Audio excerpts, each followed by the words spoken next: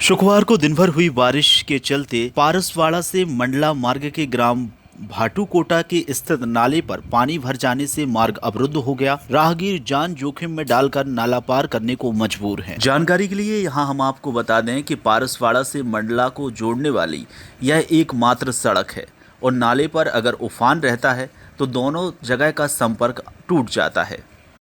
वहीं स्थानीय लोगों की अगर माने तो यह पुल जरा सी बारिश में उफान में आ जाता है। जनप्रतिनिधियों द्वारा यहां कई बार बड़ा पुल बनाने का आश्वासन तो दिया गया, लेकिन अब तक यहां पुल निर्माण नहीं हुआ है, जिसके चलते ग्रामीणों में खासा आक्रोश है। दिक्कतें हो रही है दादा?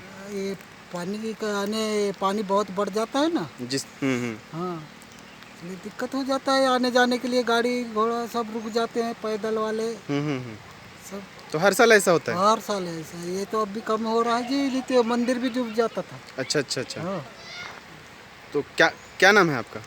भैया लाल मेरा स्कूल है, कहाँ रहते हैं? कटंगा।